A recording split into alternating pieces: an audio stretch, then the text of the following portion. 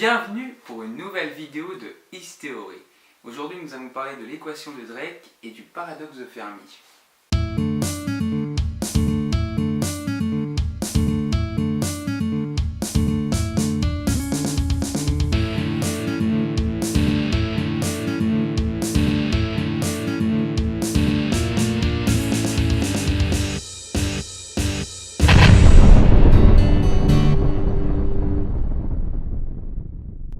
Francis Drake, un astronome américain, fondateur du projet SETI, qui est un projet qui consiste à observer l'espace à l'aide de radiotélescopes pour détecter des signaux de probable vie extraterrestre, a en 1961 élaboré une équation afin d'estimer ses chances de trouver des vies, des civilisations même extraterrestres.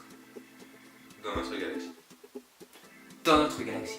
Cette équation, connue sous le nom d'équation de Drake, Comme c'est original.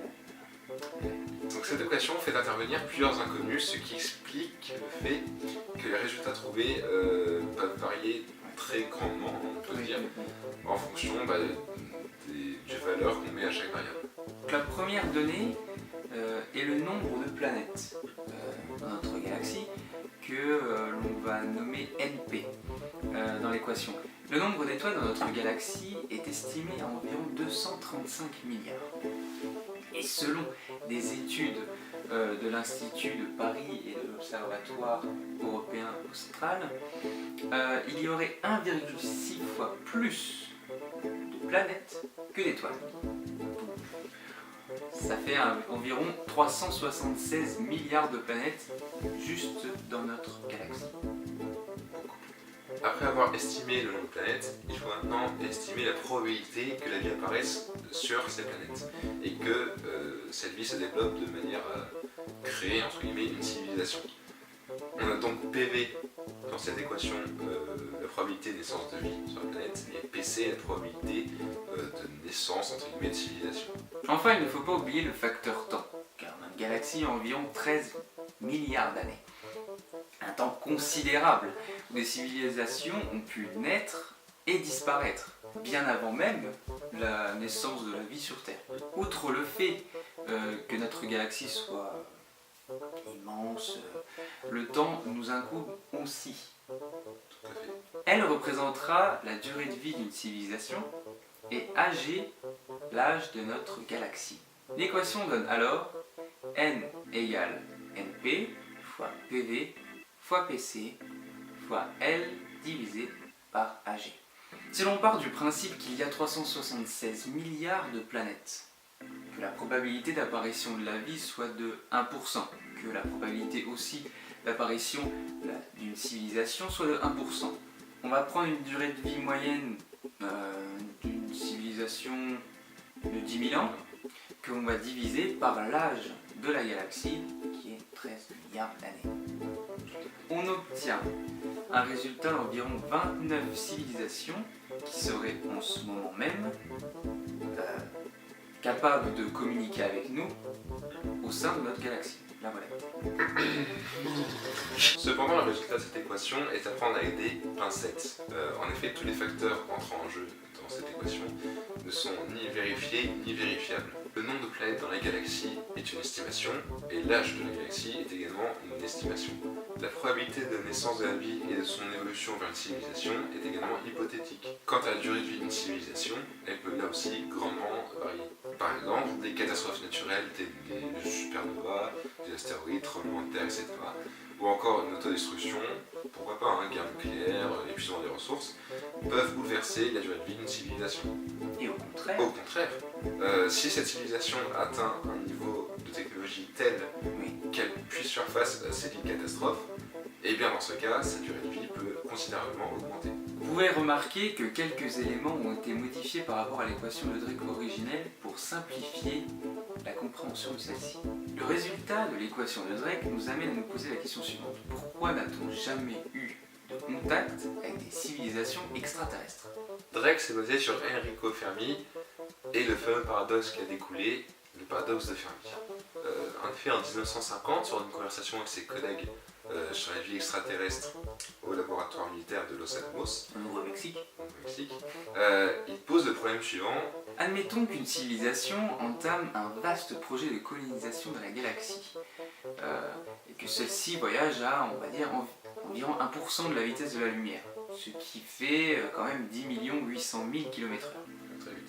Ouais. Et que celle-ci s'arrête sur la planète pendant 10 000 ans. Puis elle passe à une autre planète, la colonise, etc. et il reste 10 000 ans. Et elle fait ceci pendant des années et des années.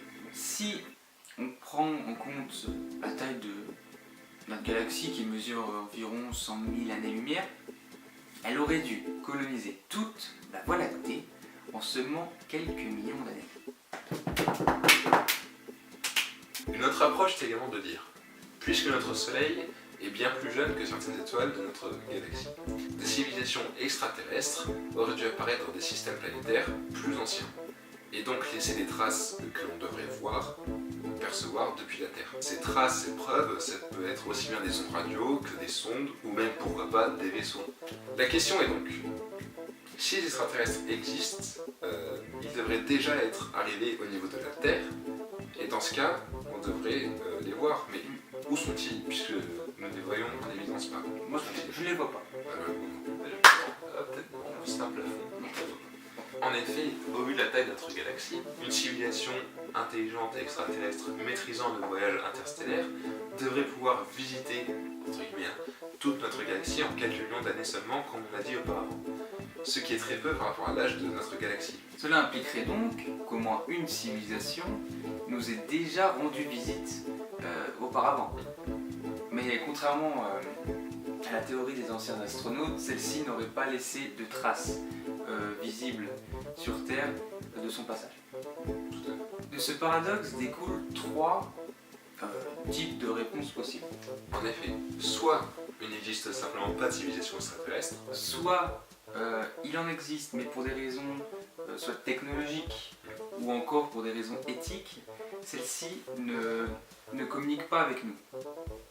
ou alors les civilisations extraterrestres existent et elles nous rendraient déjà visite. Elles nous auraient déjà rendu visite et encore. La première catégorie se décline en plusieurs hypothèses. En effet, la première hypothèse de dire la Terre est unique, c'est-à-dire que la Terre est née d'un mélange de plusieurs phénomènes rares. De même, le phénomène de l'apparition de la vie sur Terre est aussi très rare. Il nécessite des concordances de plusieurs phénomènes qui sont aussi très rares en fait. Une troisième hypothèse est de dire que, au même titre que la vie, l'intelligence même est un phénomène rare. C'est-à-dire que le développement d'intelligence est très rare. Ça fait beaucoup de rares, mais pour dire que tout ça est très rare en fait. Enfin, un dernier argument serait de dire que l'environnement de la Terre est tout simplement unique. C'est-à-dire que les éléments essentiels au développement de la vie, mais qui ne se trouvent pas sur Terre, n'existent que pour la planète Terre. C'est-à-dire qu'il n'y a pas d'environnement semblable pour une autre planète. Oui, comme les marées par exemple gérées par les différentes phases de la Lune. Par exemple. La deuxième catégorie a aussi plusieurs hypothèses. La première serait de dire qu'il est difficile d'effectuer un voyage interstellaire. Ou alors les extraterrestres ne sont juste pas encore arrivés. C'est-à-dire qu'ils le maîtrisent mais ils ne sont pas encore arrivés. Ou alors, pourquoi pas, il existe peut-être des problèmes de détection et donc d'interprétation des signaux émis par une probable intelligence extraterrestre. À cause de la distance, des moyens prévus à cet effet. Peut-être que toutes les civilisations qui s'observent écoutent mais que personne n'émet, que le langage mathématique est différent, enfin plein de choses peuvent faire qu'il y a un problème d'interprétation. Les extraterrestres refusent peut-être de communiquer avec nous. Peut-être ils n'ont pas les moyens de communiquer avec nous, ils n'ont pas la technologie pour. Ou encore les extraterrestres, ces civilisations, sont peut-être éteintes.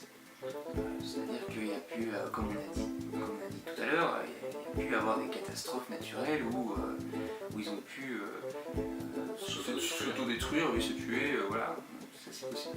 Donc pour la troisième catégorie, là aussi il y a plusieurs hypothèses avancées. Tout d'abord l'hypothèse du zoo, c'est-à-dire que les extraterrestres sont bien là, mais ils nous observent cachés, comme des simples animaux au zoo, on peut dire.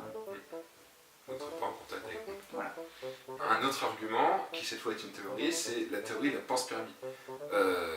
En gros, le but, c'est de dire, les microbes essentiels au développement de la vie, en tout cas de la vie humaine, ont été apportés sur Terre par des comètes, expliquant également ainsi la disparition de certaines espèces comme les dinosaures par exemple. Une autre hypothèse est de comparer ces extraterrestres à des dieux. C'est-à-dire qu'ils seraient déjà ici, et ils sont invisibles car ils ont une puissance technologique phénoménale, ce qui fait qu'on ne peut pas les voir, qu'ils sont invisibles, ils sont vraiment phénoménales. Et ce qui fait donc qu'on peut les comparer clairement à des dieux, qui sont clairement au-dessus de nous. Une autre hypothèse un peu plus farfelue est de dire que l'univers a bien été créé par un dieu, et que ce dieu est un extraterrestre lui-même. Cette équation de Drake et ce paradoxe, il faut les replacer dans leur contexte. Depuis l'Antiquité, la question des extraterrestres se pose. Par exemple, Lucrèce, dans son De Natura Rerum, qui date du 1er siècle en Jésus-Christ, donc c'est quand même assez vieux, il fait déjà référence. Cependant, les recherches et les observations de la planète Mars et de ses canaux par Giovanni Schiaparelli, qui est un astronome du 19e et 20e siècle, et de Percival Lowell, qui est aussi un astronome mais cette fois amateur du 19e et du 20e siècle, marque le début de l'engouement que l'on connaît aujourd'hui concernant l'extraterrestre. Certains auteurs, avant même Fermi, s'étaient déjà posé cette question. On peut citer par exemple Charles Fort en 1919 dans son livre Le Livre des damnés, qui se pose la question pourquoi ne sont-ils pas ici? Ou encore Konstantin Tsiolkovsky en 1934 dans son livre There are other planets around our suns, qui pense que les civilisations extraterrestres plus avancées existent, mais qu'elles n'interagissent pas avec nous pour nous éviter une destruction, finalement. En 1947, le crash de Roswell, bien que résolu comme étant le crash d'un ballon-sonde, crée un réel engouement autour du phénomène OVNI. Durant l'après-Seconde Guerre mondiale, la recherche d'intelligence extraterrestre devient un réel problème scientifique. En effet, les moyens de l'époque étaient assez performants pour cela. C'est d'ailleurs notamment grâce au paradoxe de Fermi, qui est né en 1960, oui c'est ça, le programme SETI qu'on a déjà présenté au début. Pour conclure sur cette équation de Drake et ce paradoxe de Fermi, on peut dire que c'est intéressant car ça provoque des engouements certains, c'est très populaire, et du coup ça fait appel à notre imaginaire. On a vu, il y a pas mal de types de réponses possibles, qu'elles soient négatives ou positives concernant la présence extraterrestre. Et du coup, c'est aussi une grande source d'inspiration pour les œuvres, par exemple, de science-fiction ou de littérature. Cependant, il est à noter, par exemple, que l'équation de Drake n'est faite qu'à base d'estimation et ne permet pas de dire réellement que 29 civilisations extraterrestres peuvent entrer en contact avec nous. Oui, ça peut aller d'une seule civilisation qui est la nôtre à plusieurs centaines qui seraient dans toute la galaxie. Merci à tous d'avoir regardé cette vidéo. Vous pouvez mettre un petit pouce bleu si vous avez aimé, pas trop de pouces rouges si possible. Et vous pouvez partager la vidéo sur divers réseaux sociaux comme on les connaît bien. Et vous pouvez vous abonner pour ne pas louper les prochaines vidéos. Et en attendant la prochaine vidéo, portez-vous bien, soyez curieux. Et sortez couverts. C'est très important. Même s'il fait beau des fois. Mais pas en plastique.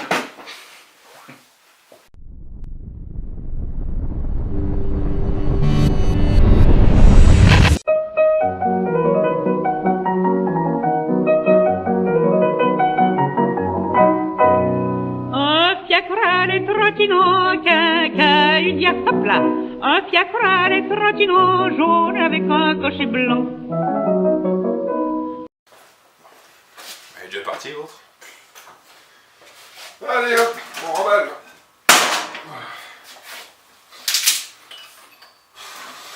Mais comment j'écris moi?